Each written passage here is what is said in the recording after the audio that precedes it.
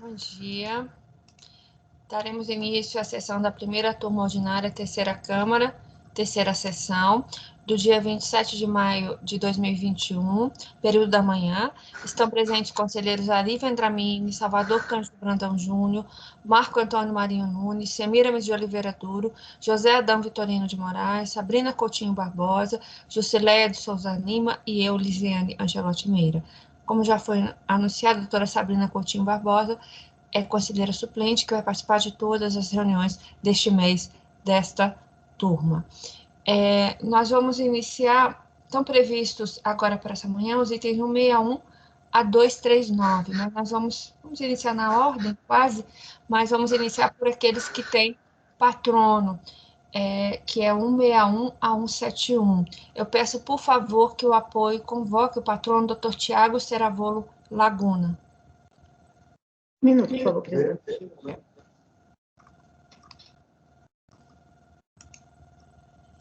Item da pauta do Dr. Tiago, seu processo para a julgadora. Por favor, verificar a mensagem enviada no chat.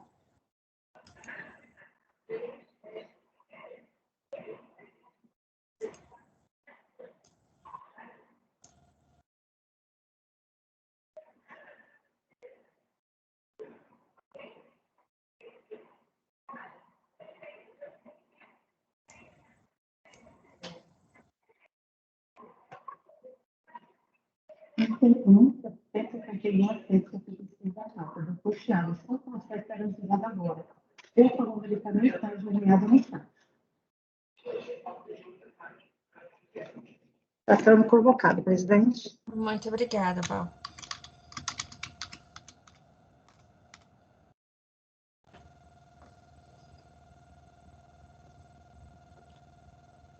Bom dia a todos. Bom dia, doutor Tiago. Seja muito bem-vindo. Bom dia, doutor. Espero encontrá-los todos bem. Estamos bem, esperamos que o senhor também. O senhor nos ouve bem?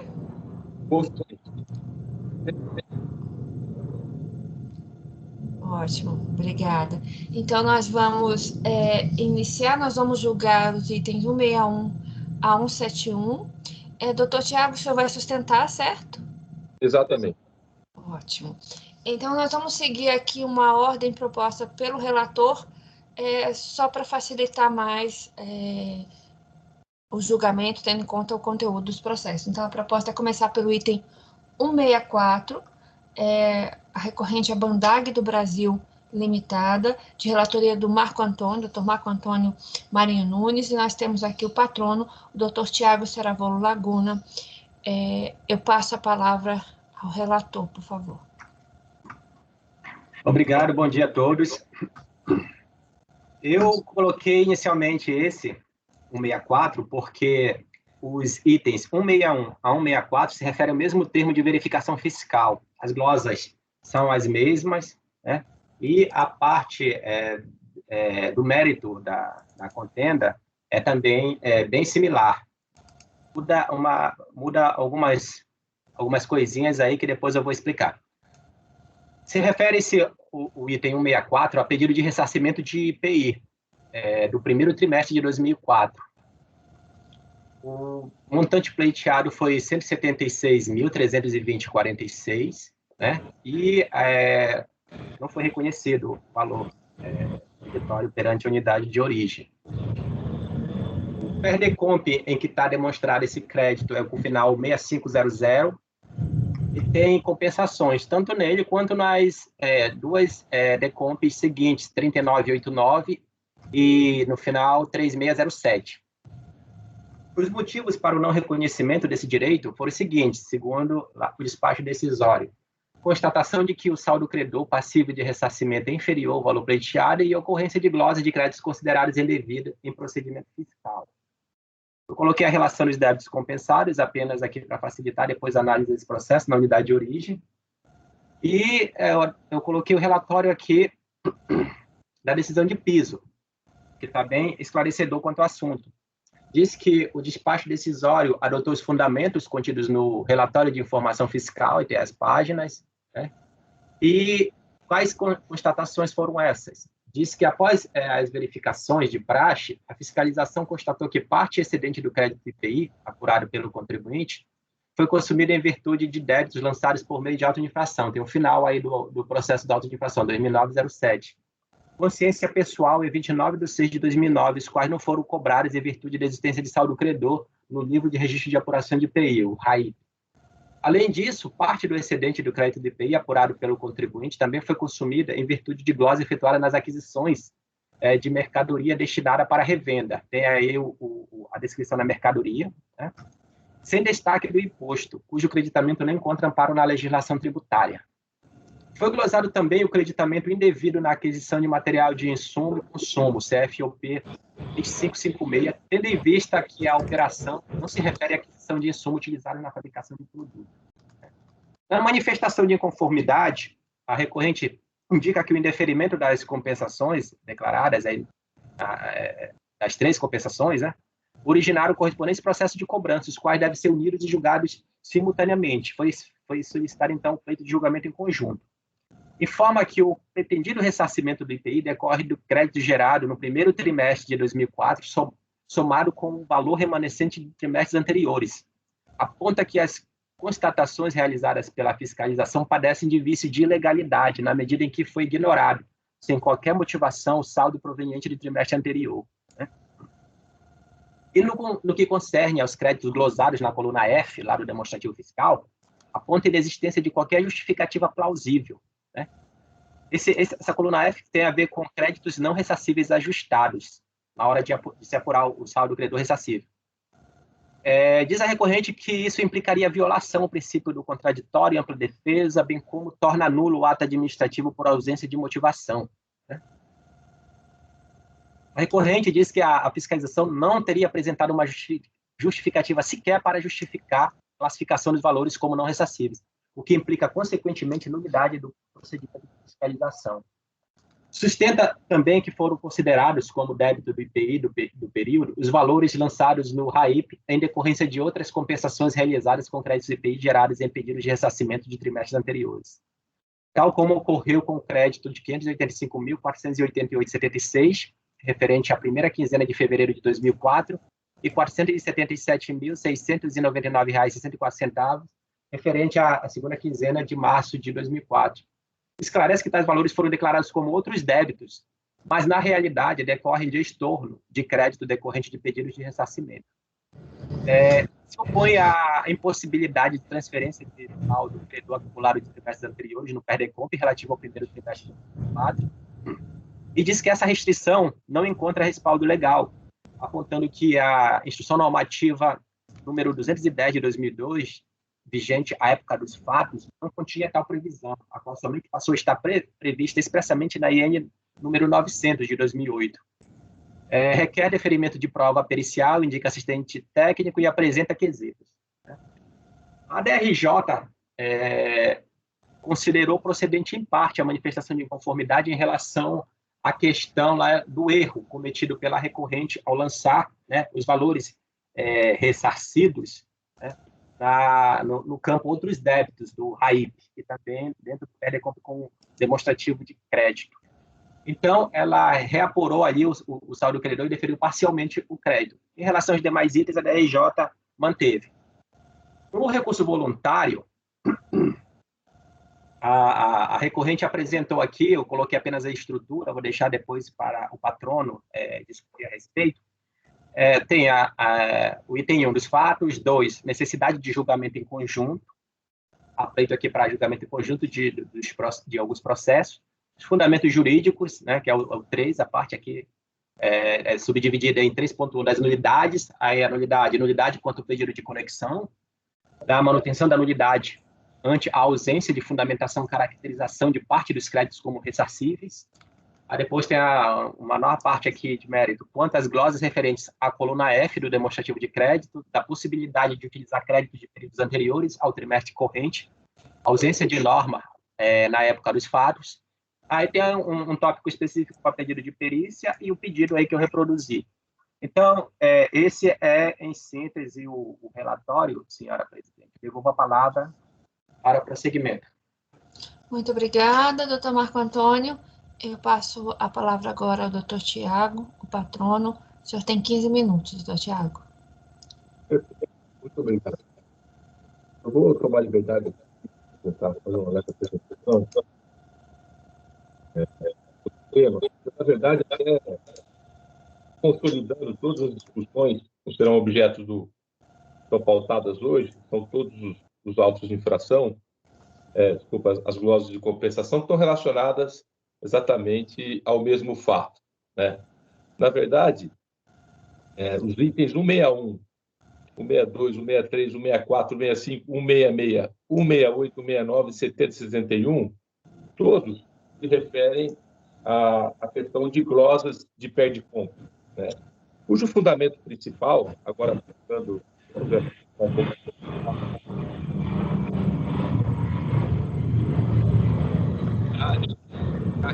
Doutor, nós não estamos ouvindo, doutor. Não está ouvindo? Tá cortando. Tá cortando. Ainda passou um avião, ainda ficou pior para ouvir. Foi aqui em casa, eu acho. Ah, tá. O senhor pode tentar de novo? Se a gente não conseguir ouvir, talvez o senhor tenha que sair e voltar. Vocês me ouvem agora ou não? Agora sim, eu vou até deixar mudo meu microfone para não atrapalhar. Por favor, doutor.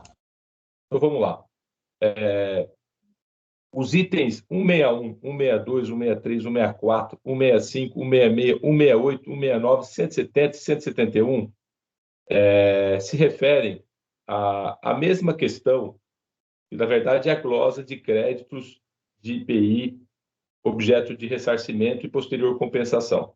Então, eu vou concentrar aqui a sustentação oral, obviamente, nesse caso, limitado às disposições do relator, né, aos casos sobre a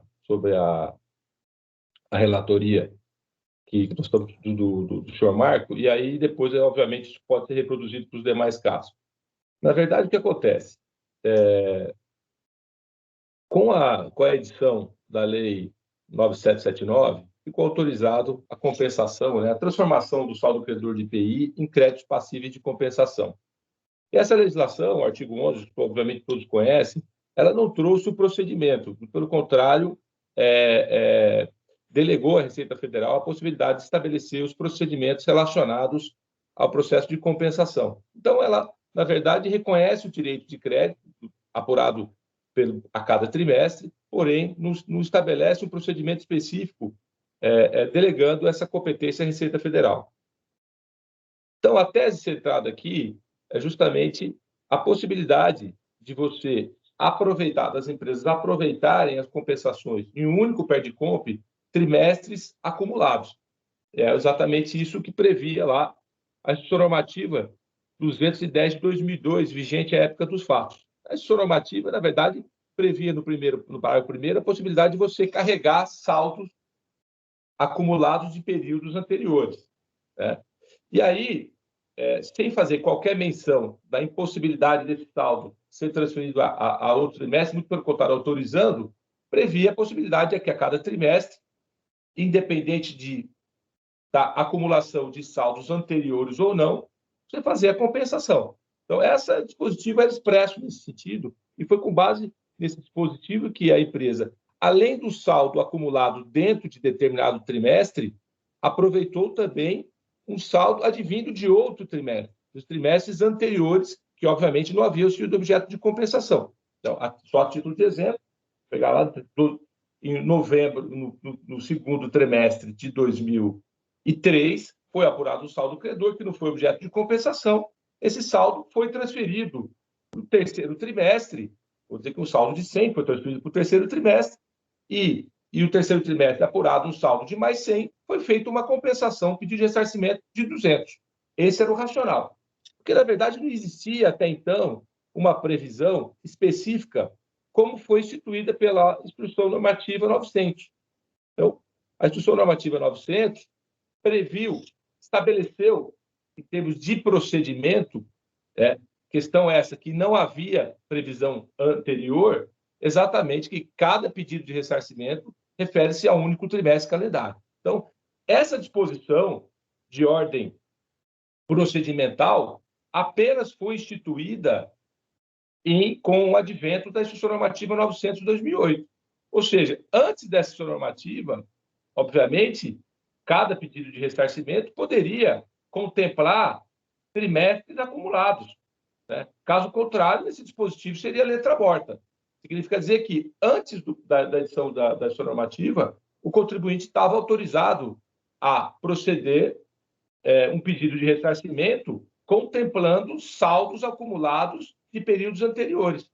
Logo, com o advento da Instrução Normativa 900, isso ficou vetado, né? Restou vedado essa discussão, sendo necessário o estabelecimento de um procedimento específico para cada trimestre.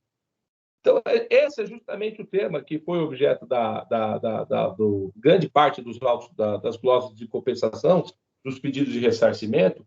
Daí a importância da questão de produção de prova pericial, que pese a gente já tenha acostado os livros, todos os documentos que atestam, na verdade, a existência de saldos credores de períodos anteriores para todos esses casos, mas, na verdade, a necessidade mínima de uma baixa de diligência, até para conferir segurança a esse conselho, no sentido de deliberar sobre a existência do crédito. Porque, na verdade, a única motivação do indeferimento, ou de grande parte desse indeferimento, na verdade, está concentrada no argumento de que havia uma impossibilidade de carregamento de saldos credores, né? Então, apenas a título de resumo aqui, a gente tem que a Lei 9779, ela reconhece o direito da compensação, óbvio, trimestral, mas ela não estabelece nenhum procedimento, né? E esse procedimento de compensação foi instituído pelas instruções normativas editadas posteriormente a essa lei, e o primeiro procedimento previsto, na verdade, o procedimento previsto na IN 210, não havia nenhuma restrição. Pelo contrário, a própria leitura da instrução normativa, ela autoriza o carregamento do crédito para períodos subsequentes.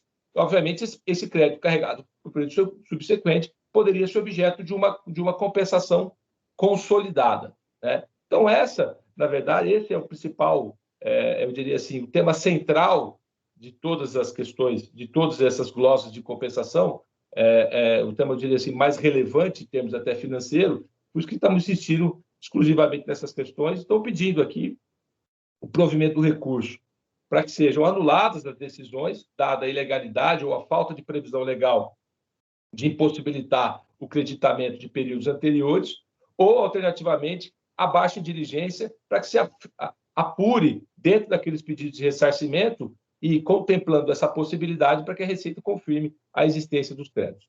Essas são as nossas razões, e agradecendo antecipadamente aos senhores e às senhoritas. Muito obrigado. Muito obrigada, doutor Tiago. Podemos passar ao voto? Podemos sim, obrigado. Como o patrono falou, o tema central é esse, mas tem várias questões preliminares, né, processuais aqui que foram levantadas nos recursos, né, e nós devemos enfrentá-las.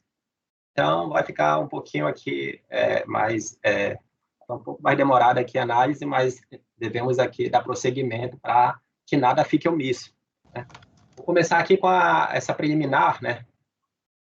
Necessidade de julgamento em conjunto. Inicialmente, eu digo que o recurso é tempestivo e atende aos pressupostos de admissibilidade, razões pelas quais deve ser conhecido, e a necessidade de julgamento conjunto, que a empresa coloca logo no início do recurso voluntário. Informa que o presente recurso deverá ser julgado em conjunto com os recursos interpostos nesses processos aí, ó. São 1, 2, 3, 4, 5, 6 processos, porque todos os casos estão amplamente ligados, conexos, uma vez que a origem dos créditos de IPI pertinentes a pedidos de compensação de todos eles é a mesma. Portanto, entende que o julgamento desses recursos é a medida que se impõe conforme determina o artigo 1º, inciso 4, da Portaria RFB 666 de 2008. De apreciação aqui. Os 3 processos abaixo encontram-se distribuídos a este relator e foram pautados para a mesma reunião de julgamento neste colegiado, em consonância com o anseio da recorrente. Estou colocando aqui, ó, do 1º de 2004, 4º trimestre de 2003, o 1º trimestre de 2005. Né? Aí eu faço um esclarecimento aqui. Ó. Os processos com o final 2009-25 e 2009-11 representam processos formalizados para a cobrança de débitos compensados e, portanto, não são objeto de apreciação por este CARF, uma vez que a competência deste colegiado em matéria de restituição, ressarcimento e compensação refere-se à análise do crédito requerido. E, nesse caso, o crédito a ser analisado vem sendo apropriadamente tratado e controlado no processo administrativo 2008-49, que é o presente processo. A corroborar o que foi dito no parágrafo precedente, coleciona a seguinte parte do despacho decisório, em que fica demonstrado qual o processo de crédito nesse caso, que é o final 2008-49. Estou colocando aqui, aí tem aí a informação do processo de crédito. Tá? Número do processo de crédito, aqui. A Receita tem esse procedimento, né, de colocar o processo, a discussão do crédito em um processo, que vem para o CAF, e o processo de débito fica lá na unidade de origem, justamente para controlar o débito, e esses débitos ficam suspensos até o término, até o final da lide administrativa. Então, no pedido aqui, a recorrente misturou, né, colocou o processo de débito e crédito, e eu estou dizendo aqui que o anseio está atendido porque está sendo julgado tudo nessa mesma sessão, o de crédito, mas os de débitos não tem razão para ocorrer. Faço também um esclarecimento aqui, lá no penúltimo parágrafo. Foi distribuído para este relator o processo com final, aqui é 2008-38. A recorrente ela pede para ser julgado em conjunto o processo, está lá no parágrafo antecedente, né, com o final 104-2008-38. Ela errou apenas um dígito. Estou dizendo que, embora tenha errado esse dígito, não foi localizado no Comprod, mas eu acredito que tenha sido esse aqui, o final 105-2008-38, ele está também aqui no meio. Portanto, partindo-se do pressuposto de que houve erro por parte da recorrente ao informar a numeração do processo com o final 105-2038, encontra-se perfeitamente atendida a pretensão aduzida no presente tópico. Então, vou passar aqui para a preliminar seguinte, que é a nulidade quanto ao pedido de conexão. Né? A recorrente afirma que pugnou na manifestação de inconformidade pelo julgamento conjunto dos 3 processos administrativos pertinentes às compensações realizadas com saldos de IPI dos trimestres anteriores, por entender que seria impossível para o correto deslinde da demanda a consideração dos fatos e valores que deram origem aos processos de compensação de saldo credor do IPI, apurado na forma do artigo 11 da Lei 9779 de 99, não apenas no primeiro trimestre de 2004, como também nos trimestres anteriores, como autoriza o artigo 1º quadro da Portaria RFB 666 de 2008.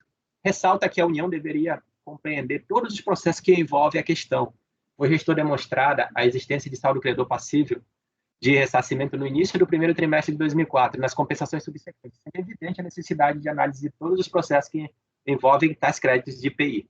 Destaca que a DRJ considerou prejudicado o pedido, pois os créditos relativos aos 3 perdecontas aqui desse trimestre, né, já teria sido objeto de julgamento conjunto desde o despacho decisório. Né?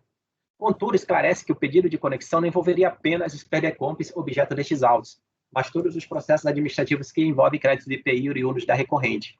Portanto, conclui que o pedido de conexão foi indeferido sem uma motivação adequada, pois apreciado de forma equivocada, devendo ser decretada a nulidade parcial da decisão, com fundamento no artigo 59.2 do PAF, sob pena de afrontar os princípios constitucionais da motivação, da ampla defesa e contraditório.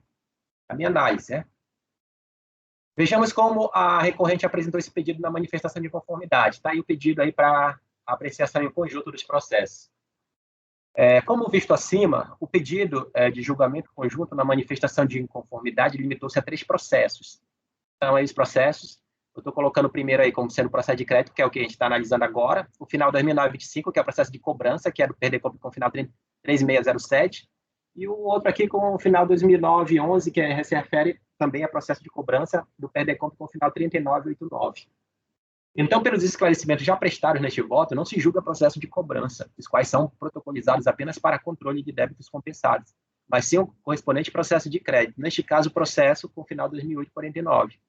Diante desse entendimento, a DRJ considerou prejudicar o pedido, uma vez que o crédito deve ser analisado no processo com o final 2008-49, e o julgamento a este se restringe, tendo em vista que, havendo deferimento total ou parcial do direito creditário pleiteado, consequentemente haverá homologação das compensações dos débitos controlados no processo de cobrança, até o limite do crédito reconhecido.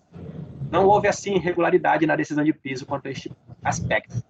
No entanto, agora, em sede de recurso voluntário, a recorrente apresenta a alegação de que aquele pedido de conexão não envolveria apenas os processos em causa, mas todos os processos administrativos relacionados a créditos de IPI oriundos da recorrente. Né? Ora, não havia como a DRJ se manifestar sobre algo não posto na manifestação de conformidade, porque o julgamento administrativo deve se ater à peça impugnatória, considerando-se não impugnada a matéria que não tenha sido expressamente contestada pela contribuinte, nos termos do artigo 17 do PAC. Não há também como escárpia de entrar na análise de um pedido que poderia ter sido feito perante o órgão julgador de primeira instância, justamente porque configuraria a supressão de instância por se tratar de matéria preclusa. Antes de concluir, né, eu estou aqui fazendo um esclarecimento, apenas a título de informação destaco que não existe amparo normativo para a junção de processo de crédito de trimestres diferentes. Eis que são distintos os direitos creditórios que decorrem dos distintos saldos credores passíveis de utilização, acumulados em cada trimestre calendário, bem como diferentes são os débitos e as declarações transmitidas por meio dos diferentes perdecontos correspondentes, não sendo caso de aplicação do artigo 1º, 4 da portaria RFB 666, de 24/4 de 2008. Portanto, improcedente esta preliminar, porquanto inexistentes as hipóteses descritas no artigo 59.2 do PAF, que acarretaria a nulidade suscitada. Agora, a outra preliminar, a manutenção da nulidade ante a ausência de fundamentação na caracterização de parte dos créditos como não ressarcíveis. A recorrente, ela esclarece que suscitou na manifestação de inconformidade nulidade do despacho decisório por ausência de motivo pelo qual parte de seus créditos foram considerados como não ressarcíveis. Alega que a DRJ deixou de decretar a nulidade do despacho decisório, trazendo nessa oportunidade fundamentação pertinente à questão das glosas. Contudo, ao proceder dessa forma, incorreu o acordo recorrido em manutenção da nulidade e em supressão de instância administrativa, além de que, no mérito, está equivocada. Traz lições doutrinárias para corroborar a ausência da motivação do despacho decisório, bem como transcreve o artigo 2º da Lei 9784, de 99, envolvendo a necessidade de indicação dos pressupostos de fato e de direito, que determinarem a decisão administrativa decorrente dos princípios constitucionais da ampla defesa do contraditório. Cita o artigo 2º da Lei 9787, de 99, compreendendo os princípios da administração pública. Aduz que houve prejuízo à ampla defesa em razão da ausência de justificativa fática que não permitiu identificar o motivo da glosa, estando impedida de levar os julgadores da instância inferior ao correto desfecho quanto a este ponto, pois não sabia o motivo ensejador da glosa daqueles créditos. Argumenta que considerar válida a decisão proferida a coro do julgamento da manifestação de inconformidade, sem que houvesse expressa fundamentação quanto a tal ponto no despacho decisório pertinente, seria, no mínimo, ferir o duplo grau de jurisdição administrativa, supressão de instância. Aí, quanto a este ponto, traz conceituação doutrinária sobre o princípio da irreversibilidade. Agora eu passo a minha apreciação aqui. Em síntese, a recorrente considera nulo o despacho decisório por ausência de fundamentação, considera a parte dos créditos como não ressarcível. E também por considerar ocorrida ofensa duplo grau de jurisdição, supressão de instância, quando a DRJ julgou válido o referido despacho sem fundamentação expressa de tal ponto. Na manifestação de inconformidade, a contribuinte expõe o valor que considera glosado sem justificativa. Tem a planilha que eu coloquei, né? Os valores que ela considera glosado. E então, eu prossigo. Inicialmente, esclareço que não houve glosa, como entendeu a recorrente. O que a fiscalização demonstrou no despacho decisório foi a regular separação entre créditos ressarcíveis e não ressarcíveis, visto que somente aqueles podem ser objeto de ressarcimento e compensação por meio de perder-compra, nos moldes do artigo 11 da Lei 9779 de 99, que restringe para fins de ressarcimento o crédito decorrente de entrada de matérias-primas, produtos intermediários e material de embalagem aplicados na industrialização, inclusive de produto isento ou tributado à alíquota zero, que a contribuinte não puder compensar com o IPI devido na saída de outros produtos. Aí eu estou aqui colocando o demonstrativo de créditos e débitos, ressarcimento de IPI, parte integrante do despacho decisório, comprova o acima dito. Tem aqui, né, a exposição de como foi o procedimento adotado pela fiscalização. Aqui, os valores constantes da coluna F, créditos não ressarcíveis ajustados, foram simplesmente informados pela recorrente no perder-compra, com o demonstrativo de crédito, que é o final 6500. Há esse esclarecimento nas observações do mencionário demonstrativo. Tem aí uma observação nesse mesmo demonstrativo de que a coluna F, créditos de IPI informados pelo contribuinte para esse perder-compra, considerados como não ressarcíveis. Em outras palavras, a coluna do demonstrativo em comento reproduz informações apresentadas pela própria recorrente. Ora, se ela foi quem declarou os valores considerados não ressarcíveis, como pode alegar desconhecer esse fato?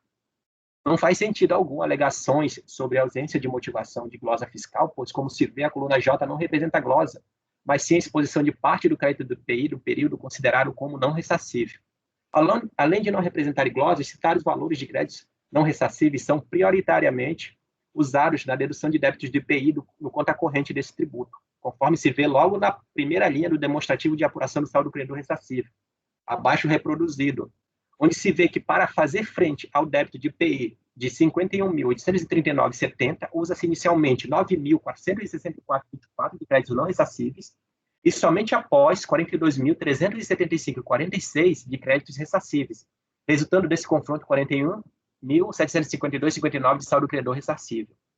Esse método de utilização do crédito na apuração fiscal foi utilizado em todos os períodos, quinzenas subsequentes, de forma a não prejudicar a apuração do saldo credor ressarcível da recorrente. Portanto, o que o despacho decisório expõe com bastante facilidade de compreensão por meio dos demonstrativos acima é apenas uma divisão, separação, diferenciação entre a parcela dos créditos de IPI da recorrente, entre ressarcíveis e não ressarcíveis, procedimento esse que, logicamente, a recorrente tem pleno conhecimento de sua necessidade. Eu coloquei aí no rodapé que a empresa opera na área industrial, primeira atividade descrita no artigo 4 de seu contrato social, né?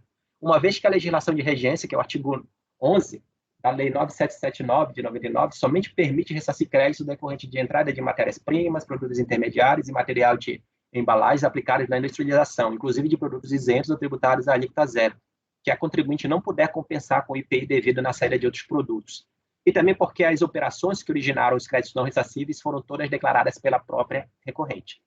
Ressalte-se que a DRJ aprofundou ainda mais a análise dessa questão, e, além de outros esclarecimentos, apresentou a recorrente exemplo dos valores de operações com créditos de IPI não ressarcíveis por ela própria declarados no PERDECOMP, com demonstrativo de crédito, que é no final 6500.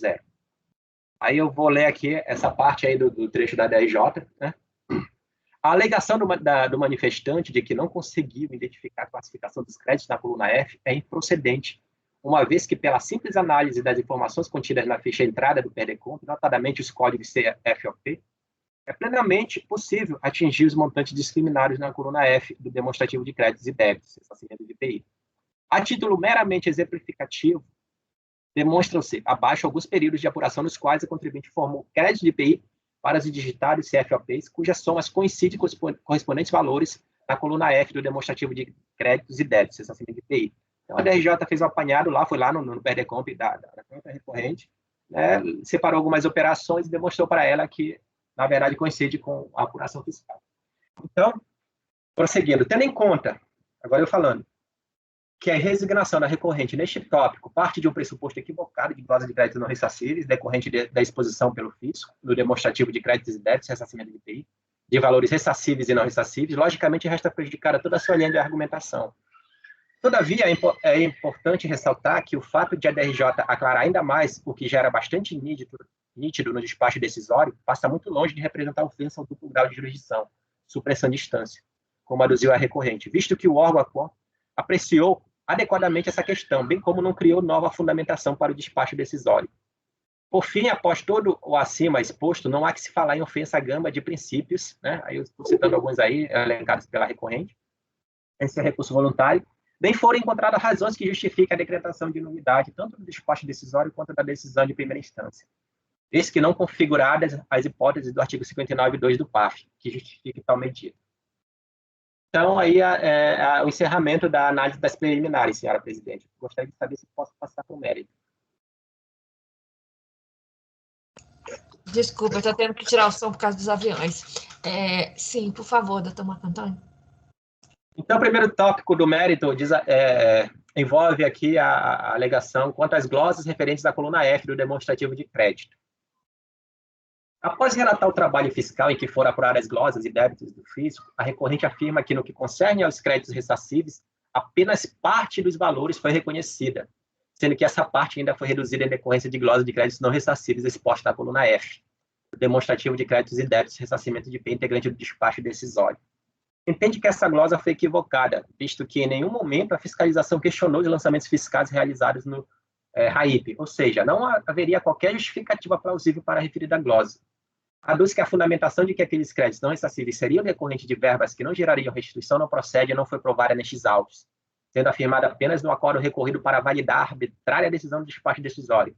Apresenta que os valores considerados glosados sem justificativas, Justificativa, créditos não ressarcíveis, tem aí novamente a planilha da recorrente. Reitera inexistir fundamentação ou documentação que acompanhe os procedimentos administrativos, o procedimento administrativo que justifique que os créditos não seriam ressarcíveis, o que violaria o princípio do contraditório, ampla defesa, bem como torna nulo o ato administrativo por ausência de motivação, já destacado aí. Destaca que, embora os valores glosados tenham sido identificados na coluna E do demonstrativo de apuração do saldo credor ressarcível, tais valores foram considerados pela fiscalização no cálculo do saldo credor. Conclui não merecer prosperar o acordo recorrido sendo de rigor sua reforma. Minha apreciação quanto a essas argumentações. Inicialmente, assim como fez a DRJ, cumpre informar que a recorrente não contestou expressamente a utilização do saldo credor com débitos lançados por meio do auto de infração com final 2009-07 e a glosa do creditamento indevido na aquisição de material de uso e consumo, que permite considerar tais matérias não impugnadas, a teor do artigo 17 do PAF. E, especificamente em relação ao presente tópico do recurso voluntário, a recorrente retoma a argumentação envolvendo a ausência de motivação, fundamentação, tanto no despacho decisório quanto na decisão recorrida em relação às supostas glosas de créditos não ressarcíveis efetuadas pelo fisco, apresentadas em sua planilha acima reproduzida. O assunto foi bem esclarecido no tópico precedente, em que restou demonstrado que a separação entre crédito ressarcível e crédito não ressarcível apresentada no demonstrativo de créditos e débitos não representa glosa de créditos e a regularidade e legitimidade do procedimento fiscal e correspondente despacho decisório e, consequentemente, a rigidez da decisão recorrida, em razão da não caracterização de hipóteses que permitem firmar essas decisões. Portanto, fazendo-se remissão às razões de decidido tópico antecedente, igualmente aqui não se vislumbram fundamentos fáticos e jurídicos que possibilitem a reforma da decisão recorrida contra este ponto. Aqui é a questão central, o próximo tópico é a questão central aí defendida pelo patrono, da possibilidade de se utilizar créditos de períodos anteriores ao trimestre corrente, ausência de norma na época dos fatos. A recorrente defende a possibilidade de utilizar saldo credor proveniente de outros períodos, trimestres calendários, por entender que a restrição ao seu uso, firmada na decisão recorrida, não encontra respaldo na Lei 9779 de 99, apontando que a IN 210 de 2002, vigente à época do fato, não continha tal previsão, a qual somente passou a estar prevista expressamente na IN 900 de 2008.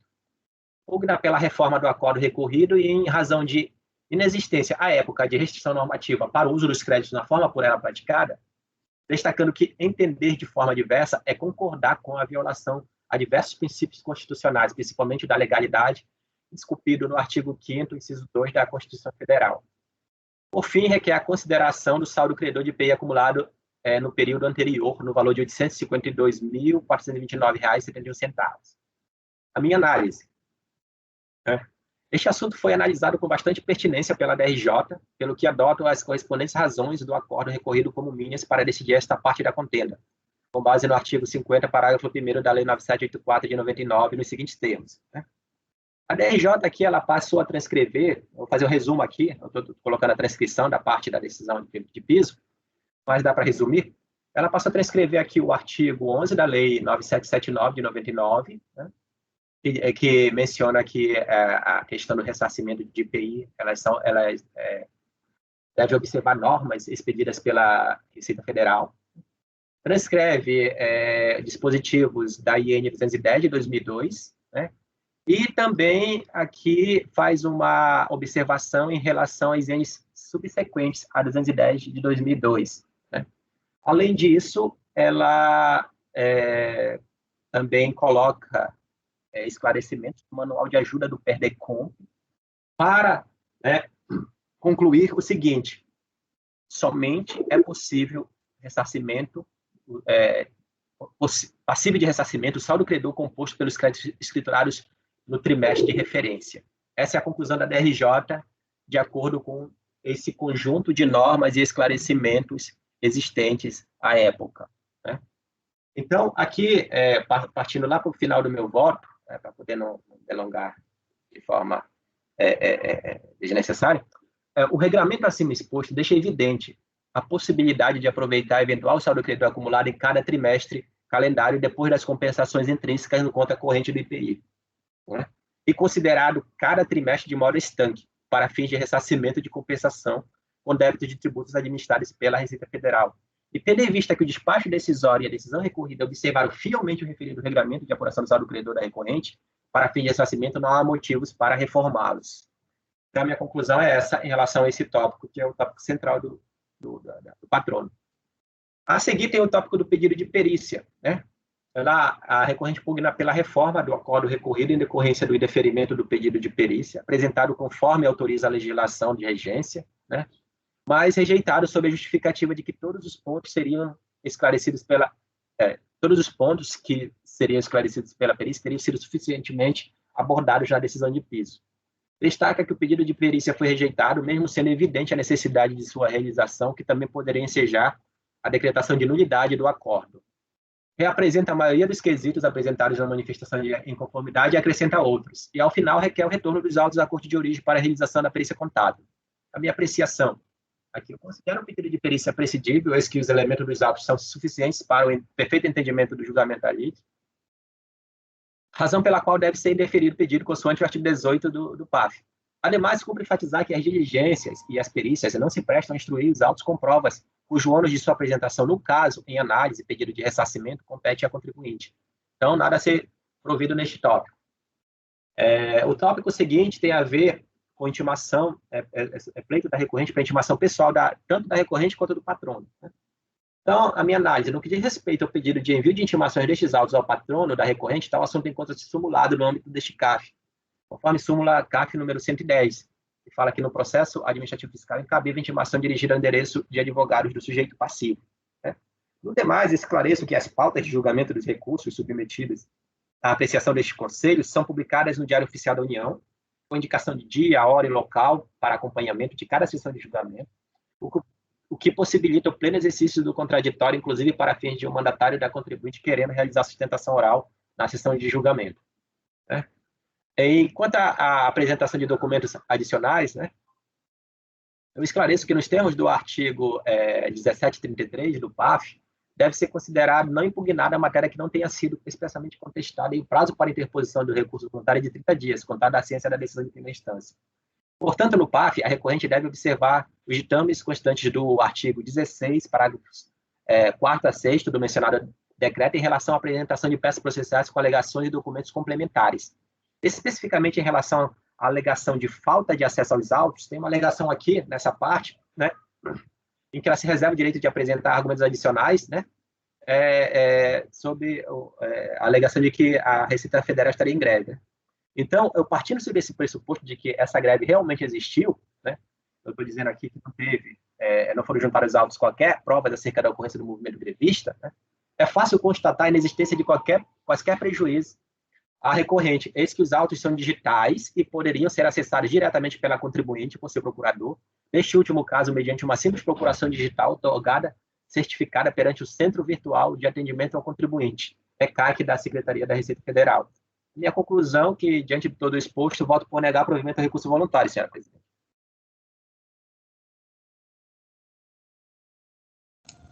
Muito obrigada, doutor Marco Antônio.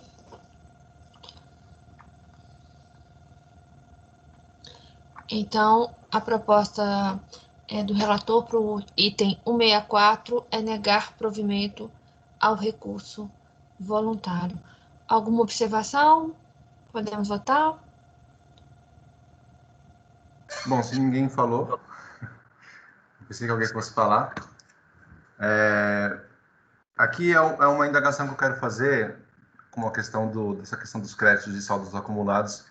Acho que ninguém é melhor que o Ari e o Marcão para me ensinar isso. Então, assim, essa questão procedimental, de coisa interna da Receita, às vezes prega rasteira na gente, né? Então, a gente tem um conhecimento de um certo nível, e em pequeno, perto de vocês, né? O meu é pequeno, perto de vocês.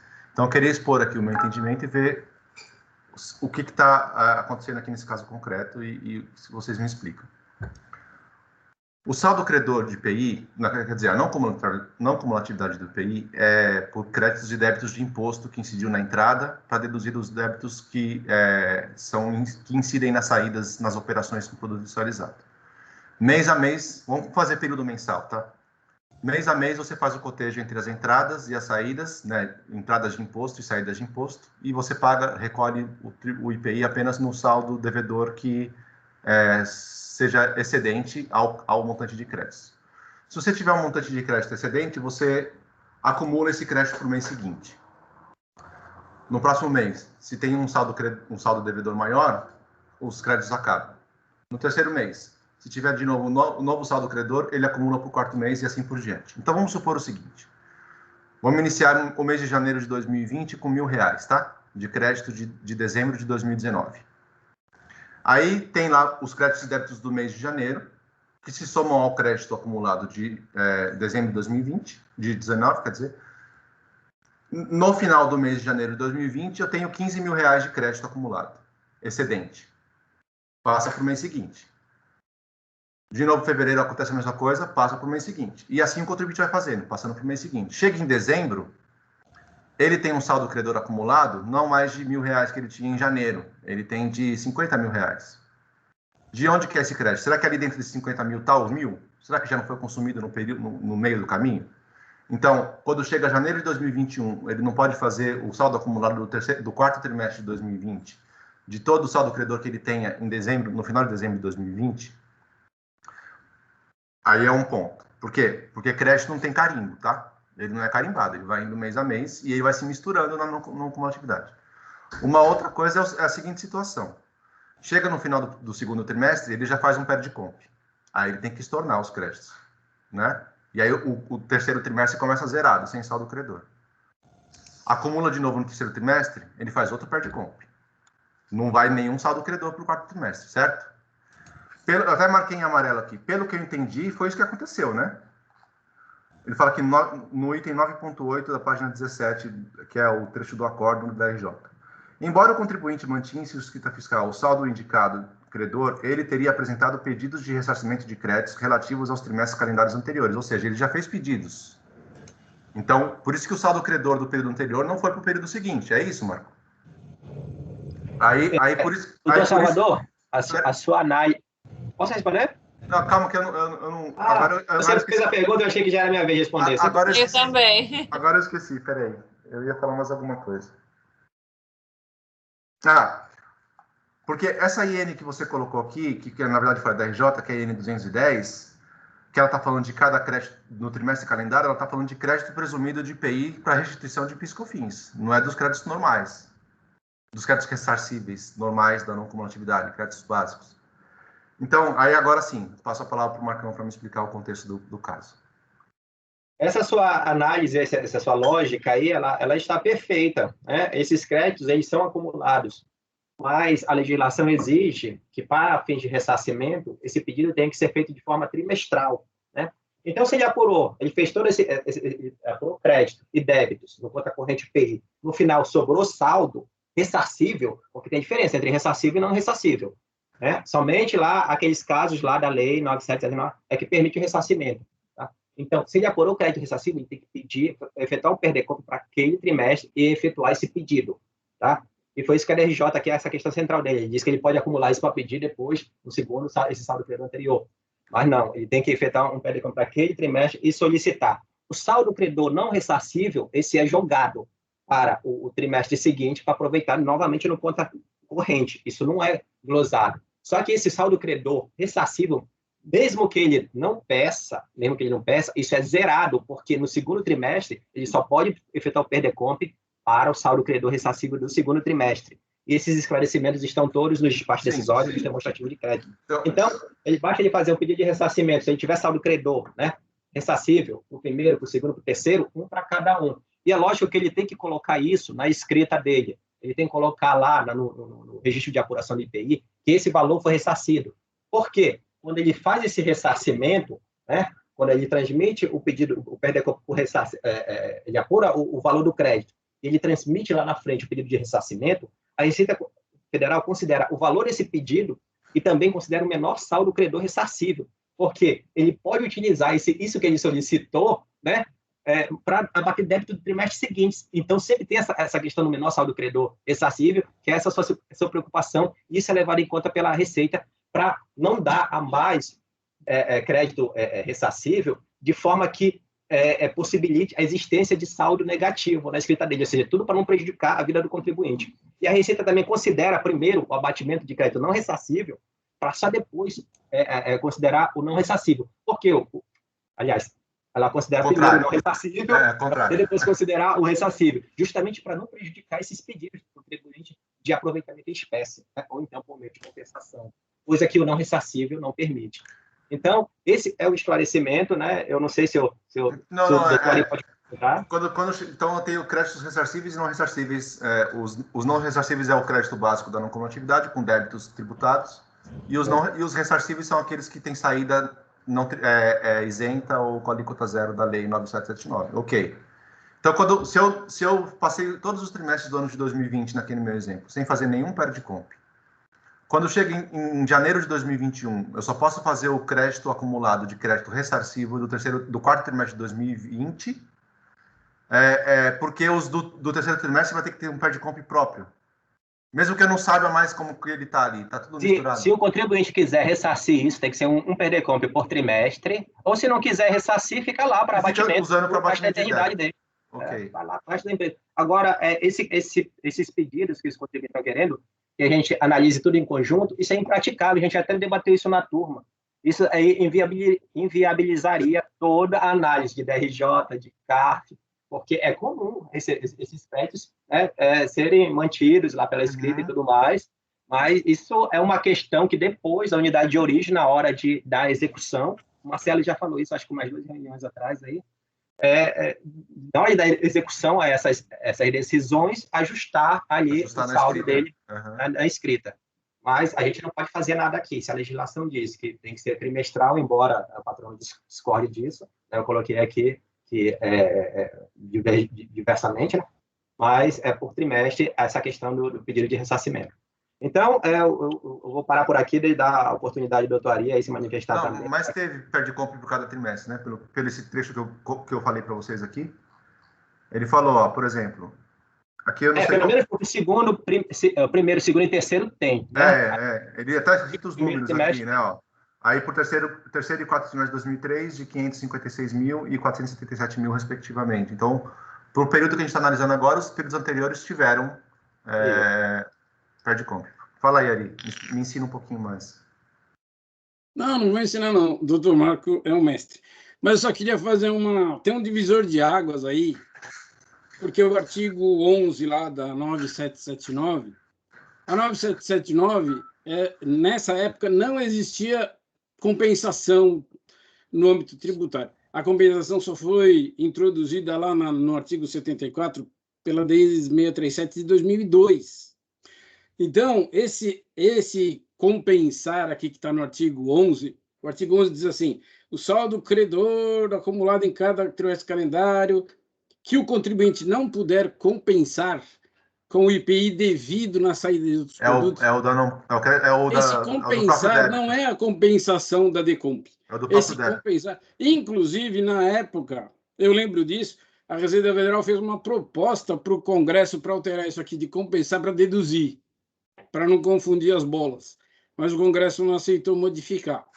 Então, esse compensar não é compensação da DECOMP.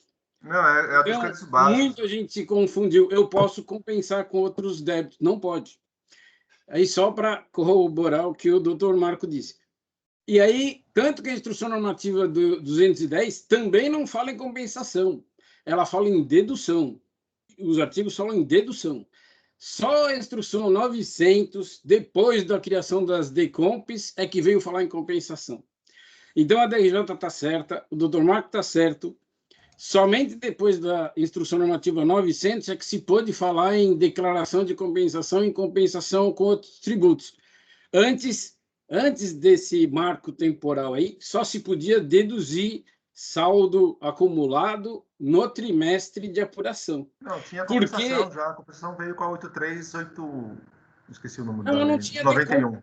Não tinha. Não, mas não era DECOMP, mas era compensação. Você podia fazer. Sim, mas não tinha como fazer, não tinha formulário. Não, é que isso aqui eu entendi o que você falou. É que a Constituição da não cumulatividade ela fala também para compensar com os débitos. Aqui ele está falando de débitos de IPI com crédito de IPI. Não, isso dá para entender. Então o doutor Marco está certo. E mais certo ainda, porque os sistemas da Receita só estão preparados para fazer trimestralmente. Não tem como o doutor Marco falou, não tem como pegar saldo acumulado de um trimestre e juntar no outro. Tem que ser feito trimestre separado. Como o PIS e COFINS não cumulativo de algumas coisas são iguais ao IPI. É só isso. O doutor Marco está certo, já falou tudo o que tinha que falar, mas é trimestre, ponto. Muito obrigada, doutora Ari. Doutor Tiago, você pode fazer algum esclarecimento de fato, por favor? Não, perfeito. É justamente nesse aspecto que eu ia colocar. Essas compensações foram realizadas em trimestre de 2003 e 2004, né? São compensações antigas.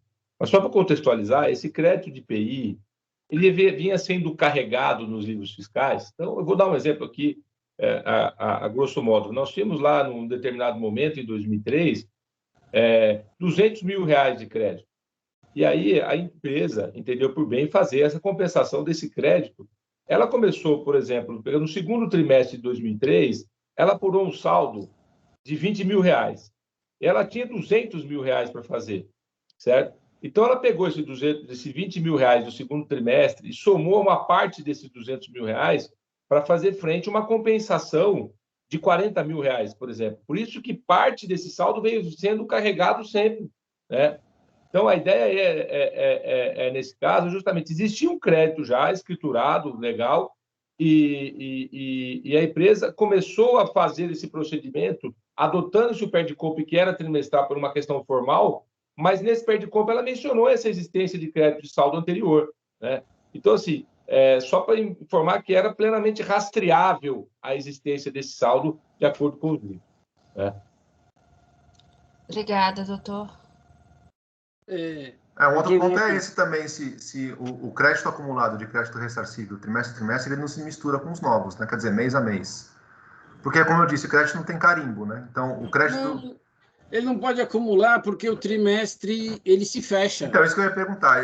No livro de apuração, ele controla isso separadamente. Sim, quando chega o final do trimestre, é como o doutor Marco falou, ou ele usa para ressarcir, ou ele pede de volta esse crédito excedente, ou ele deixa para acumular para o outro trimestre. Não, tudo bem. Se acumulou no outro trimestre, ele tem que pedir para ressarcir de novo, ou ele deixa acumular, e assim vai indo. O que ele não pode é pedir valor do trimestre anterior para compensar nesse trimestre com outros tributos. Então, no livro de apuração do IPI, existe o controle separado dos créditos ressarcíveis, é isso? Trimestre a trimestre. Sim. Tá, beleza. Sim. Desculpa aí, doutor Marco. Eu agradeço, doutor Ari. O senhor conhece muito e é muito bom aprender com o senhor. Obrigada. É recíproco. Ok. Podemos ir à votação? Então, no item 64, a proposta do relator é negar provimento ao recurso voluntário. Doutor Salvador? Não, é o Ari, né? Doutor Ari, desculpe. Que o Ari falou tanto que... Doutor Ari, por favor. É verdade. Com todo respeito ao entendimento do patrono, felizmente ou infelizmente, não existe juízo de valor aqui. Existe cumprimento à lei, e a lei, o doutor Marco está completamente correto, eu acompanho o relator. Muito obrigada, doutora Ari. Doutor Salvador? Acompanho. Obrigada. Doutora Semiramis? Acompanho. Obrigada. Doutor José Adão? Acompanho o relator, presidente. Muito obrigada. Doutora Sabrina? Acompanho. Obrigada. Doutora Jocileia? Acompanho o relator. Muito obrigada. Eu também acompanho. Então, item 164, a decisão é por unanimidade de votos, negar provimento ao recurso voluntário. Deixa eu voltar aqui a ata. Agora nós vamos julgar os itens conjuntamente, né, doutor Marco Antônio? Os itens... Correto. 161 ao 163. Agora eles podem ser julgados em conjunto, até porque a gente já praticamente julgou toda a questão. Eu vou apenas fazer uma observação aqui e partir direto para a conclusão. Tá, então eu vou anunciar aqui. Nós passamos, então, ao julgamento dos itens 161 ao 163. A recorrente continua a mesma, Bandag do Brasil, limitada. O doutor Tiago também continua aqui para fazer sustentação. E o relator é o Dr. Marco Antônio Marinho Nunes. Eu passo a palavra ao relator. Esses 3 processos, eles se referem ao mesmo termo de verificação fiscal, a situação é idêntica. A questão aqui, o que difere é o seguinte, é o trimestre. 161 é o primeiro trimestre de 2005, 162, terceiro trimestre de 2004, 163, segundo trimestre de 2004, segundo, terceiro de 2004 e primeiro de 2005. O anterior era o primeiro trimestre de 2004. Qual a diferença? No primeiro trimestre de 2004, nada foi reconhecido na unidade de origem. Como a DRJ detectou que a recorrente havia cometido um erro na apresentação dos valores do IPI em sua escrita fiscal, a DRJ consertou, mas esse erro não está repetido nesses demais. Como não tem esse erro nesses demais, não teve isso de não reconhecer para reconhecer em parte no âmbito da DRJ. Foi logo não reconhecido em parte na unidade de origem, esse crédito ressarcível, e negado na DRJ, porque não teve mais ajuste algum a ser feito. Eu fiz apenas essa observação porque não faz parte da contenda, não fazia do outro, mas apenas para demonstrar o histórico desse processo. No anterior também não estava esse questionamento já no recurso voluntário, assim como não está aqui nesse. E o que difere aqui em relação... Doutor Marco? Doutor Marco? Doutor Marco, nós não estamos ouvindo. Doutor Marco?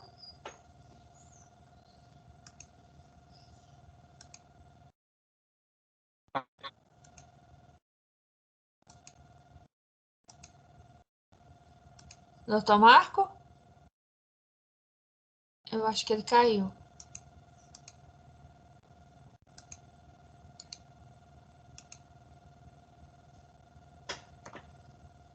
Val, será que você pode tirar o doutor Marco Antônio?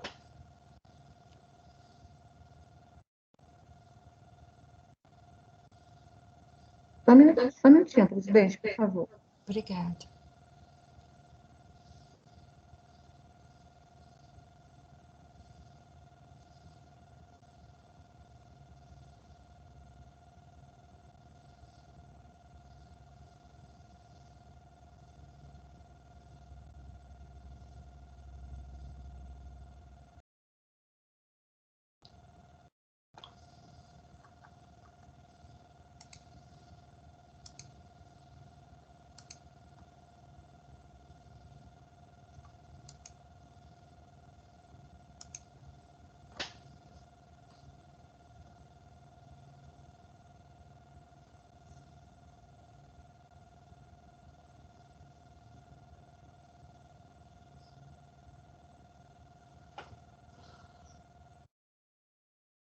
O patrono também caiu, né?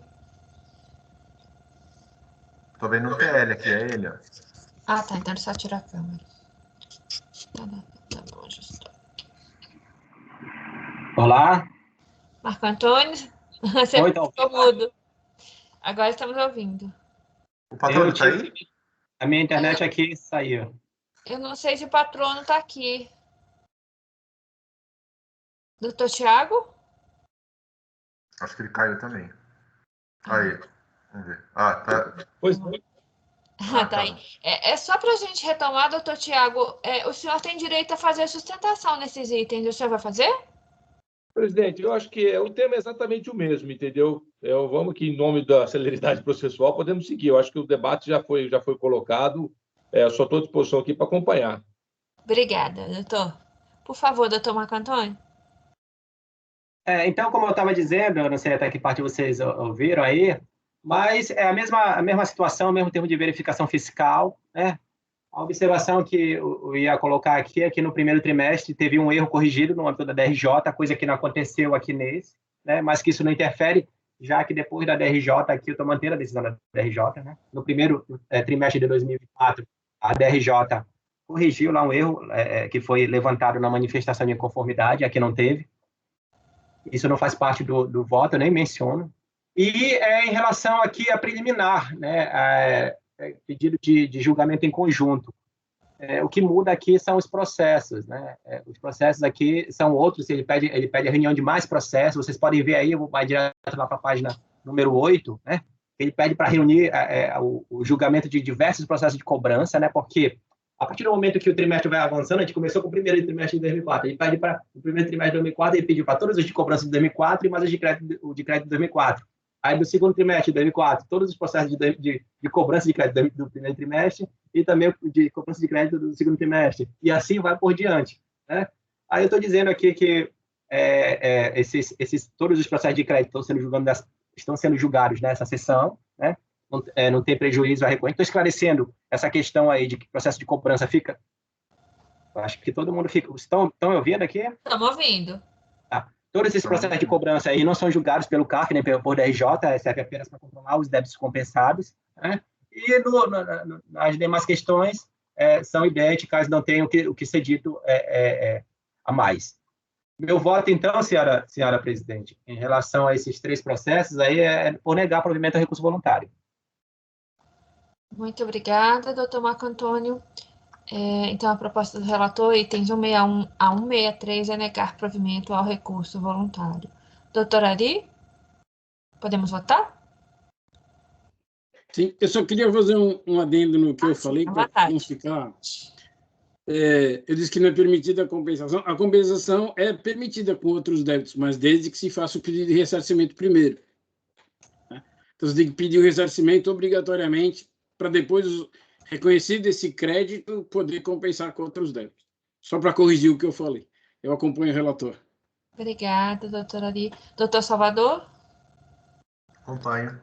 Obrigada. Doutora Semiramis? Acompanho. Obrigada. Doutor José Adão? Também acompanho, presidente. Muito obrigada. Doutora Sabrina? Com o relator. Muito obrigada. Doutora Jusileia? Também acompanho o relator.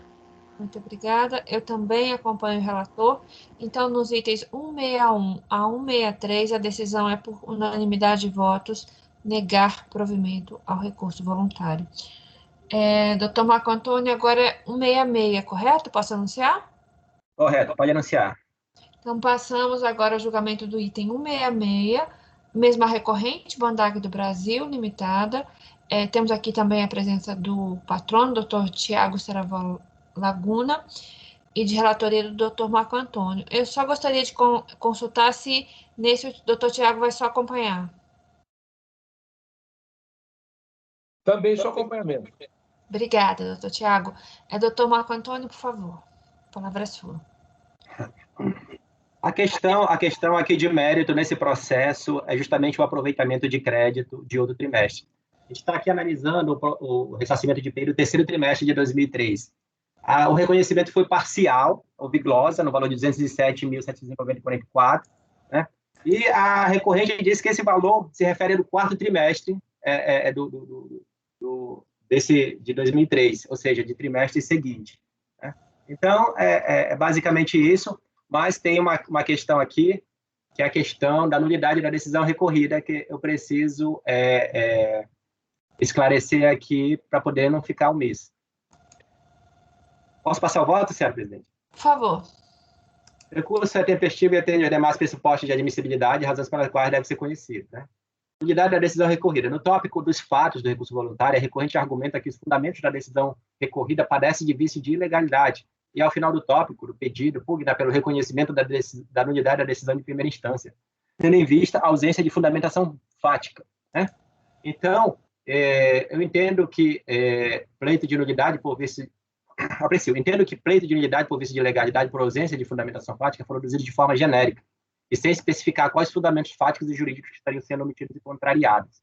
Dessa forma, não há como considerar o pedido de decretação da nulidade de decisão administrativa se esta foi proferida por autoridade competente e foi observado, no caso, amplamente o direito de defesa, oportunizando a recorrente contestá-la da forma que lhe é facultada.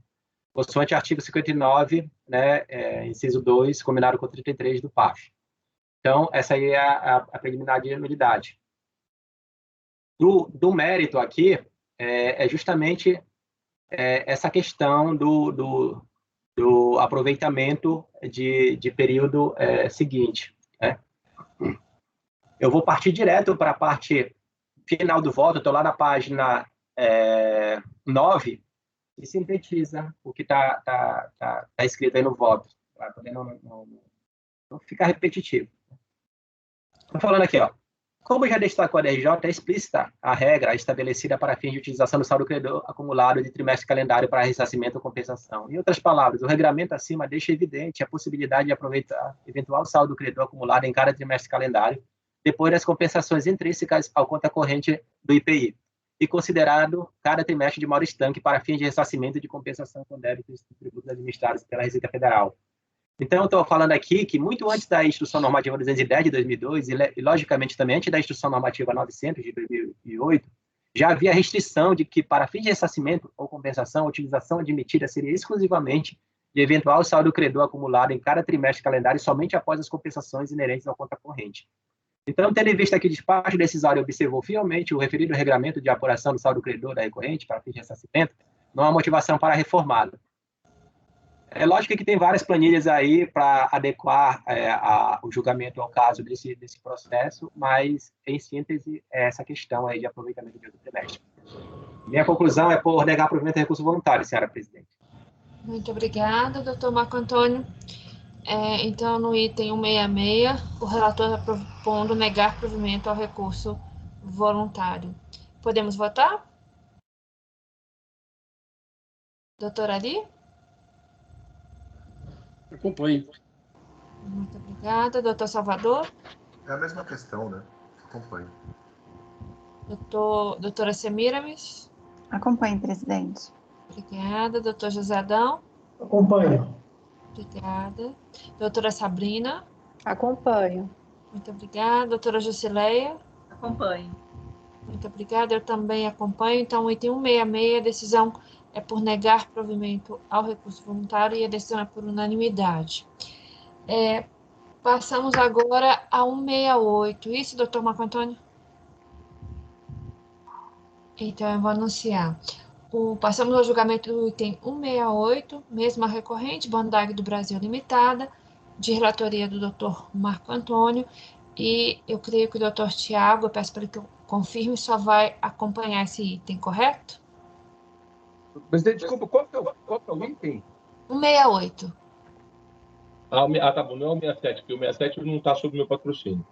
Ah, Meu 8 sim. alguém estou acompanhando, presidente. Acompanha. 68 é repetitivo. Tem repetitivo, aliás, né? Por favor, doutor Marco Antônio. Então, esse é novamente a questão de mérito é essa, de aproveitamento de saldo credor de trimestre divergente. E eu vou enfatizar que a relação das preliminares, que muda, né? As preliminares, elas mudam de processo para outro. Eu vou, então, enfatizá-las. Posso partir direto para o voto, senhora presidente? Eu só estou checando aqui, parece que 168 é da doutora Amanda, não é isso?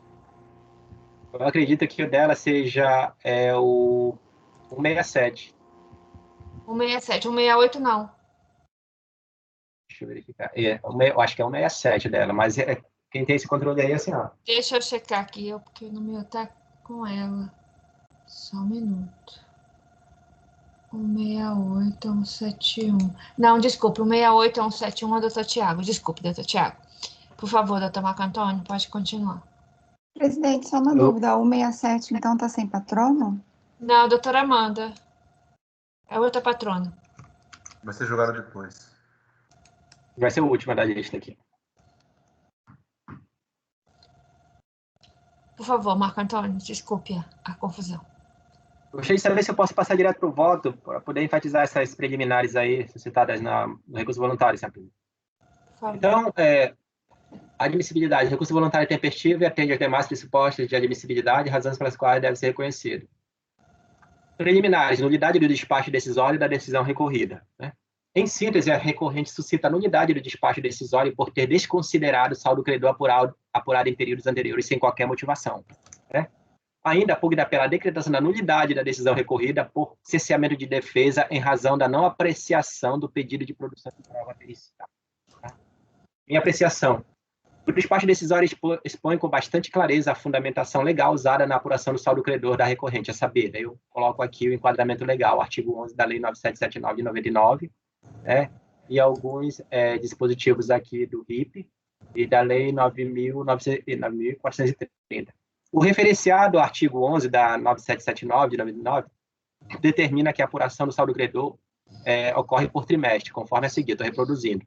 Os demonstrativos do despacho decisório apresentam o cálculo do crédito em estrita observância ao regramento acima reproduzido, desconsiderando-se como ressarcível saldo credor de período anterior.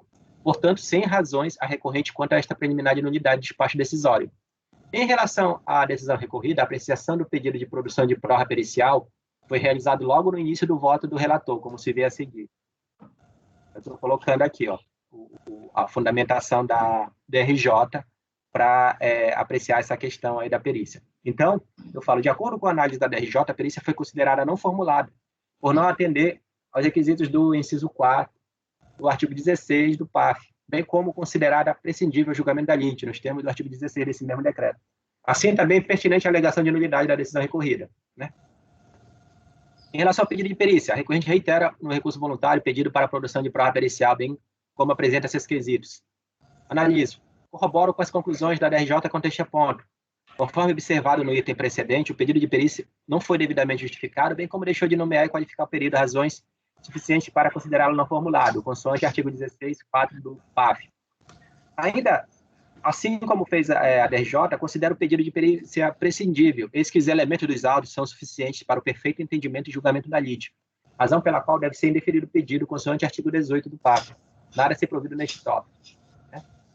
E, em relação ao mérito, a recorrência tem a argumentação da possibilidade de aproveitamento e ressarcimento de saldo credor de período anterior, no trimestre objeto do PERDECOMP com final 70-20, relativo ao segundo trimestre de 2008.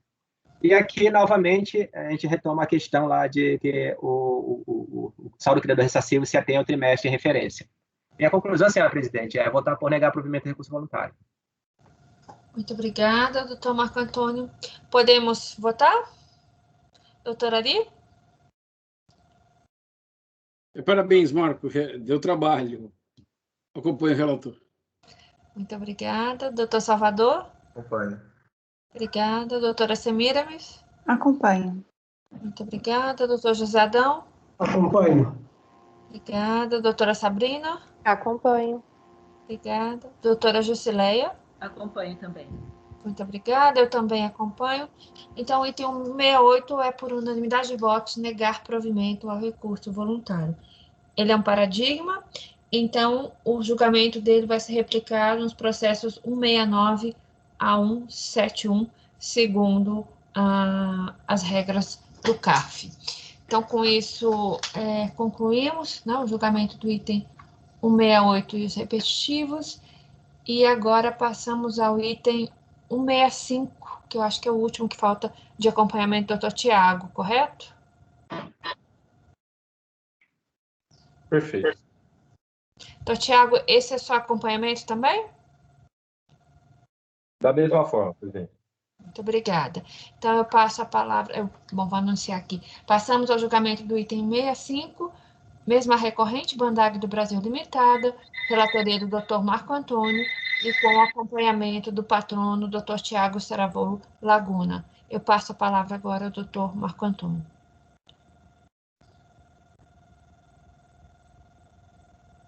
Esse processo é ressarcimento de IPI do quarto trimestre de 2003. Né? Esse aqui é um pouquinho diferente dos demais, porque tem uma glosa de crédito presumido.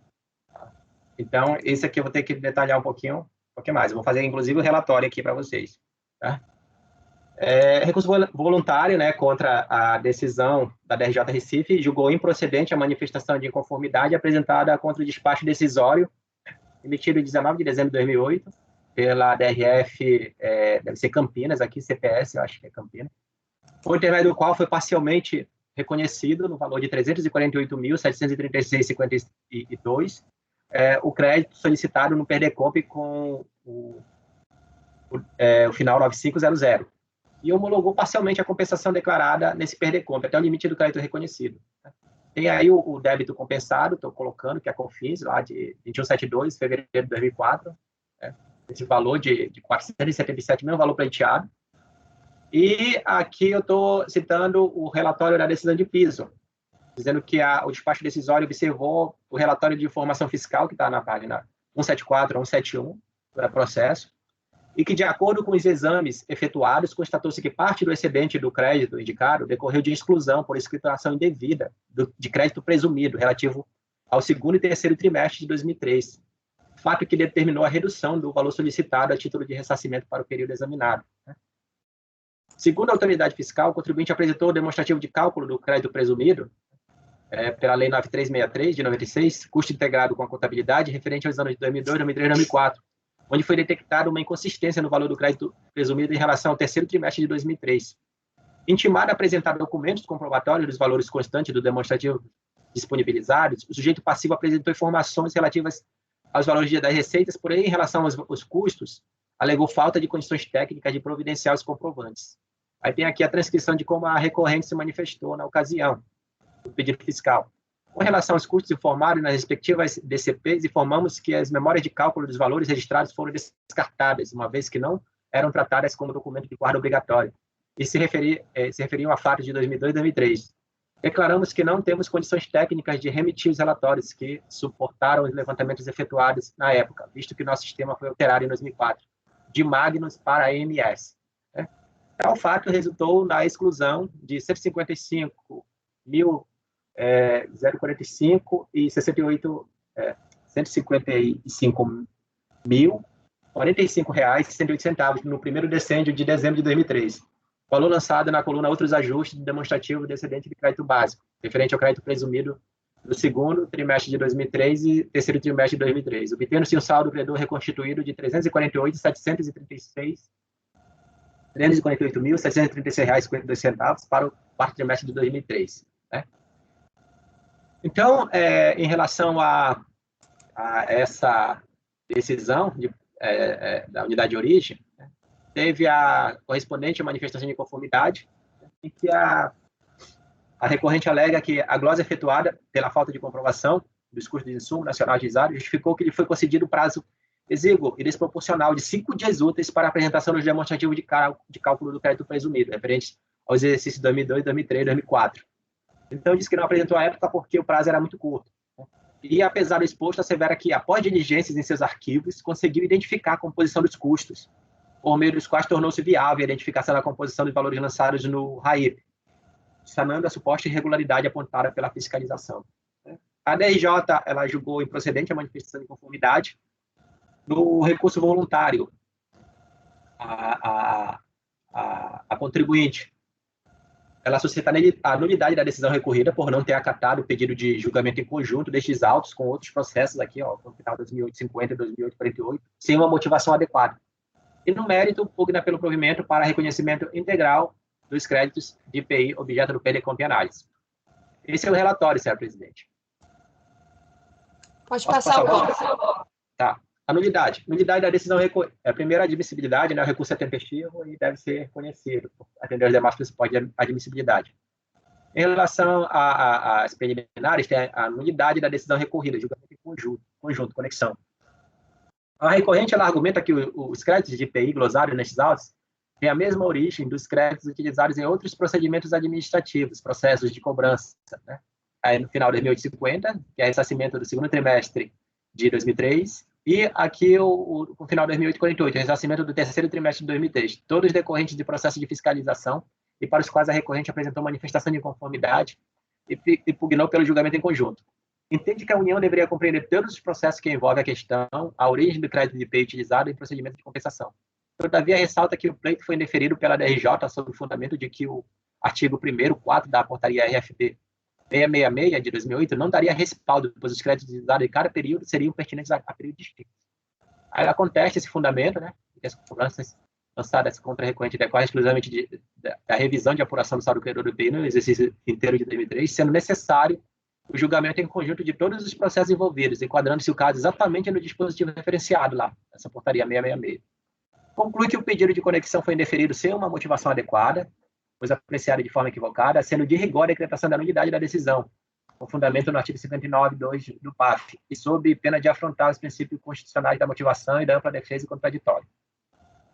A minha apreciação aqui é que o artigo 1º, inciso 4, da portaria RFB 666 de 2008, prevê que seja objeto de um mesmo processo os pedidos de restituição de ressarcimento e a declaração de compensação que tenham por base o mesmo crédito, ainda que apresentada em datas distintas. No presente caso, porém, como bem asseverado pelo órgão julgador de primeiro grau, né, são distintos direitos creditórios que decorrem dos distintos saldos credores passíveis de utilização acumulados em cada trimestre do ano de 2003, bem como diferentes são os débitos e as declarações transmitidas por meio das três diferentes pericontos correspondentes.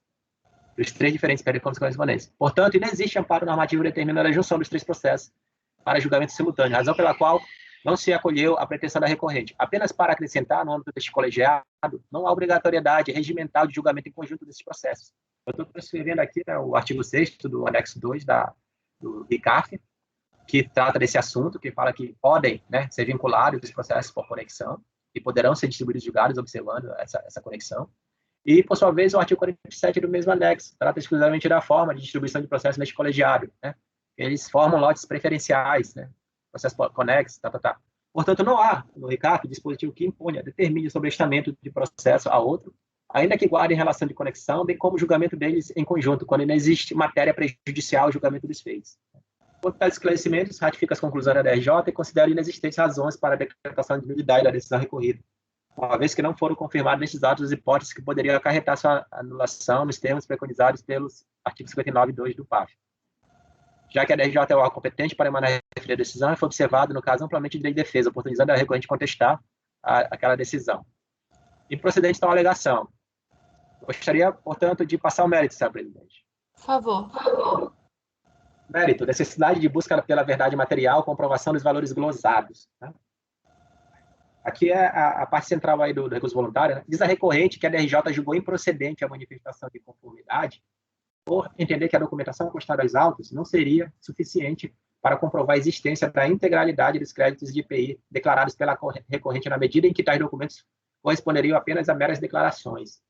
Alega que os julgadores não analisaram a fundo a questão para atingir a verdade material, princípio em que se pauta o processo administrativo, pelo qual o julgador não deve se apegar ao formalismo, mas sim buscar a verdade dos fatos. Essas lições doutrinárias acerca do assunto, relativas à obra de Celso Antônio Bandeira de Mello, argumenta que demonstrou a existência dos créditos tributários e comunicou que a integralidade da documentação relativa aos créditos não estaria mais em seu poder. Assim, entende que caberia ao fisco, em atenção ao princípio da verdade material, agregado ao da boa-fé, diligenciar para buscar os referidos documentos, estranho aos apresentados pela parte em seu sistema. Afirma que o acordo recorrido é viciado e não poderia ter julgado a questão sem análise profunda de seus créditos. No que diz respeito à constatação fiscal e falta de comprovação do crédito presumido no valor de R$ 155.045,68, alega que esta não procede, na medida em que, após diligenciar seus arquivos, identificou a composição dos custos, por meio dos quais se torna viável a identificação da composição dos valores lançados no RAI, sanando, assim, a suposta irregularidade apontada pela fiscalização, conforme documentação postada na manifestação de inconformidade, desconsiderada pela delegacia de julgamento, ao arrepio do princípio da verdade material, e coincide com os valores por ela declarados. Conclui que, tendo em vista que a fundamentação do acordo é recorrido e, consequentemente, está descrita a falta de comprovação, pode-se concluir pela necessidade de reforma da decisão. A minha apreciação, em relação aqui à verdade material, a recorrente menciona que caberia ao fisco realizar diligências com o intuito de comprovar seu direito creditório, e assim não procedendo, haveria o descumprimento do princípio da verdade material. Ou seja, em seu entendimento, haveria inversão do ônus probatório em desfavor da fiscalização, cumprindo a este dever de confirmar o pleito creditório da interessada. Quanto a este aspecto, foi muito bem a RJ ao expor que tal ônus probatório compete ao contribuinte. Pertence a ela o ônus de comprovar a certeza e liquidez do crédito, para o qual pleiteia a compensação. A mera alegação do direito creditório, desacompanhada de provas baseadas na escrituração contábil fiscal do período, não é suficiente para demonstrar o crédito pleiteado. Aí vale transcrever os pertinentes trechos do acordo, né, da decisão recorrida. Eu estou transcrevendo, mas eu vou passar adiante aqui. Né? Do exposto, e em relação ao ônus da prova, percebe-se que nos processos derivados de pedido de ressarcimento e declaração de compensação, a comprovação do direito creditório incumbe a postulante, que deve carregar os autos elementos probatórios suficientes para demonstrar a existência e certeza de liquidez do crédito pleiteado. No presente caso, a legislação pátria adotou o princípio de que a prova compete ou cabe à pessoa que alega o fato constitutivo, impeditivo ou modificativo do direito. Essa interpretação pode ser defendida pelo artigo 373.1 do CPC. E cumpre ressaltar que a realização de diligência não se presta para a produção de provas que toca a parte produzir. Reitera, a conversão do julgamento de diligência não serve para suprir ônus de prova que pertence à própria contribuinte, dispensando-a de comprovar suas alegações. Assim, comprovado que chamado ônus da prova era contribuinte no que tange a existência da irregularidade do crédito com que pretendeu extinguir a obrigação tributária, não existe afronta à verdade material nem a qualquer princípios arrolados por ela em seu recurso que permita infirmar o despacho decisório e a decisão de piso que não acataram crédito cuja legitimidade não foi comprovada. Agora, a parte central aqui diz respeito aos créditos presumidos, senhora presidente. Tá? No que se refere ao argumento de que a improcedência da glosa estaria devidamente comprovada por meio dos documentos carreados junto à manifestação de conformidade, vejamos inicialmente como foi realizado o ajuste fiscal nas palavras do fisco. Então, aqui, eu vou fazer um resumo. A fiscalização simplesmente detectou, né, que estava lançado lá no registro de apuração do IPI esses créditos presumidos aí dessa planilha, no 1º de dezembro de 2003, né, no valor de R$ 155.045,68. A recorrente foi intimada a justificar esses valores e teve essa resposta aqui, né, que está destacada aí no final dessa página. Com relação aos custos informados nas respectivas DCPs, informando que as memórias de cálculo de valores foram descartadas, né, uma vez que não eram tratadas como documento de guarda, obrigatório se referir a fatos de 2002 e 2003. Declaramos que não temos condições técnicas de remitir os relatórios que suportam levantamentos efetuados. Então, aí, tendo em vista que a contribuinte utilizou a sistemática do custo integrado com a contabilidade para efeito de cálculo do crédito presumido, é imperativo que a análise dos valores constantes de sua contabilidade de custos, de forma a se apurar os custos dos insumos nacionais utilizados na produção, né? Então, embora ele intimado, não apresentou qualquer documentação de sua contabilidade de custo para comprovar os custos de insumo nacional utilizado no cálculo do crédito presumido do IPI, referente aos períodos de outubro, né, de 2002 a janeiro de 2004, motivo pelo qual eles foram considerados como não comprovados e foram excluídos aí na apuração fiscal. Partindo agora para minhas considerações, como se vê no trabalho fiscal, foi detectada a não comprovação do valor de R$ 155.045,68, estruturados no 1º decêndio, né, de dezembro de 2003, como crédito presumido no livro de registro de apuração do IPI. Aí tem aí a composição desse valor. Regularmente intimada, ela não apresentou. Em fase de manifestação de inconformidade, a interessada apresentou documentos no anexo 1 dessa manifestação de inconformidade, os quais, segundo entende, comprovariam a improcedência dos valores glosados pelo fisco. Aí, o que compreende esse anexo 1? Essa planilha intitulada Demonstrativo de Insumos Aplicados na Produção, relativas ao período 4 de 2003 a 9 de 2003, e demonstrativo intitulado Movimento, Aplicação, relativo aos períodos 1 de 4 de 2003 a 30 de 9 de 2003. Aí as páginas em que se encontram esses documentos. No entanto, a fiscalização deixou claro ser imperativo, no caso, a análise dos valores constantes de contabilidade de custo da recorrente, de forma a se apurar, né, os custos dos insumos nacionais utilizados na produção. Só um minuto.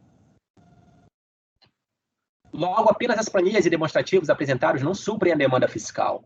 No mesmo sentido, foi a conclusão da DRJ ao apreciar os referidos documentos na fase de manifestação de inconformidade. Eu coloquei aqui, eu reproduzi e coloquei alguns destaques. Ora, os documentos apresentados como anexo ao presente recurso reproduzem valores e números já declarados, isto é, não passam novamente de mera declaração sem suporte comprobatório das operações subjacentes que possibilitariam aferir a integralidade ou não dos créditos presumidos pretendidos. Verificação que abrange necessariamente a identificação, avaliação e eventual confirmação das operações que representaram os custos dos insumos nacionais utilizados na produção industrial do período e valores especificados. Por tal motivo, a glosa efetuada deverá permanecer sem alterações. Então, entendo que a devida comprovação exigiria que a recorrente carregasse aos autos as citadas planilhas devidamente conciliadas com os livros contábeis e os mapas de apuração dos custos fabris, o que não foi feito até então, permitindo aferir a legitimidade do pleito creditório nos termos preconizados pelo artigo 170 do CPI. Então, eu estou negando o provimento nessa parte, sem ressalvas ao procedimento fiscal. Os itens seguintes, de respeito ao que a gente já viu anteriormente, intimação pessoal da recorrente do patrono, e a apresentação de documentos adicionais. Essa parte eu acredito que eu não preciso repetir. Minha conclusão, senhora presidente, é por negar o provimento do recurso voluntário. Muito obrigada, doutor Marco Antônio. Podemos passar à votação? Então, nós estamos no item 165.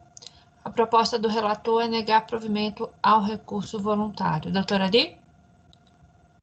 Acompanho. Muito obrigada. Doutor Salvador?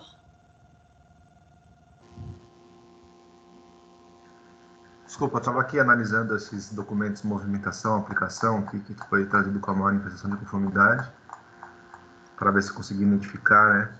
Tem até um demonstrativo de insumos aplicados aqui. Mas eu acho que o Marco tem razão aqui nesse ponto, de que faltaria alguns elementos de prova, né, para deixar mais claro.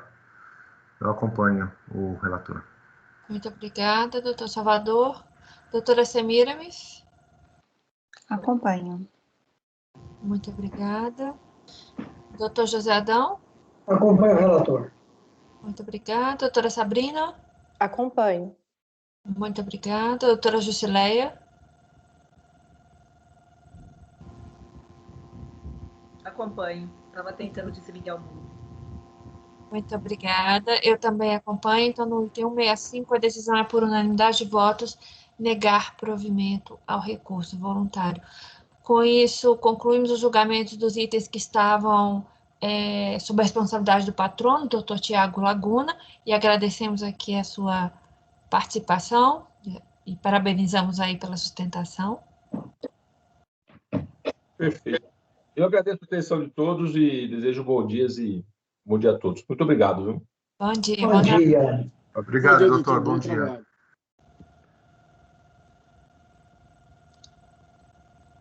Pessoal, apesar da gente ter outros patronos, acho que seria importante pelo menos uns 10 minutinhos, 5, 10 minutinhos de intervalo, até para a gente não ter problemas. Podemos interromper a gravação, doutora Ari, Val?